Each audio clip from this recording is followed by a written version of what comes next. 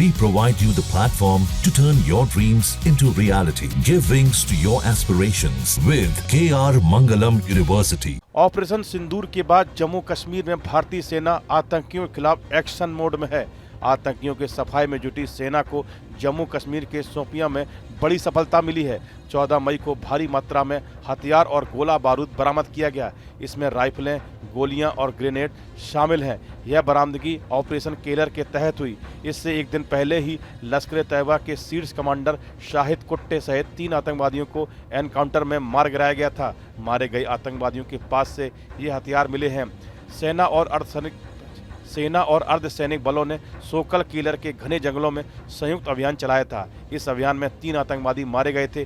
माना जा रहा है कि बरामद हथियार उन्हीं आतंकवादियों के थे। ये आतंकवादी पाकिस्तान समर्थित लश्कर तैयबा से जुड़े थे। इनमें से 2 शाहिद कुट्टे और अदनान सफ़ी डार शोपियां के ही रहने वाले थे। 22 अप्रैल को पहलगाम में हुए हमले के बाद इनके घरों को तोड़ दिया गया था। उस हमले में 26 लोग मारे गए थे। इनमें ज़्यादातर पर्यटक थे। तीसरे आतंकवादी की पहचान अभी तक नहीं हो पाई है। जांचकर्ता अभी तक यह पता नहीं लगा पाए कि इन तीनों आतंकवादियों का पहलगाम टेरर अटैक से सीधा संबंध था, लेकिन पुलिस रिकॉर्ड बताते हैं कि कुट्टे मार्च 2023 से सक्रिय आतंकवादी था। वह कई हमलों में शामिल था। इनमें 8 अप्रैल को शोपियां के डैनिश रिसोर्ट में ही गोलीबारी भी शामिल है। उस हमले में 2 जर्मन पर्यटक और उनका ड्राइवर घायल हो गए थे। पुलिस के अनुसार डार अक्टूबर 2024 में लश्कर तैयबा में शामिल हुआ था।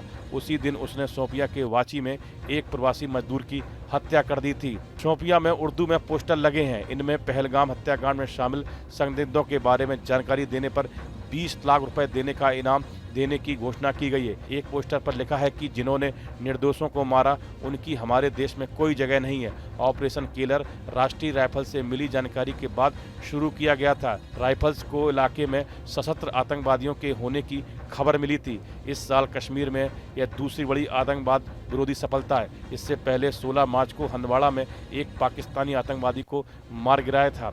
भारत ने 7 मई को पाकिस्तान के कब्जे वाले कश्मीर में 9 आतंकी ठिकानों पर हवाई हमले किए थे। इसके बाद से भारत और पाकिस्तान के बीच तनाव कम हुआ, लेकिन सुरक्षा बल अभी भी हाई अलर्ट पर है।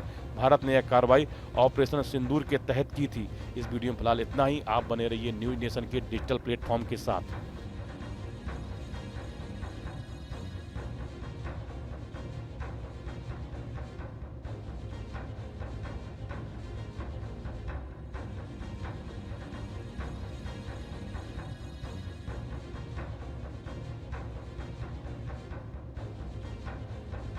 न्यूज नेशन अब व्हाट्सएप पर।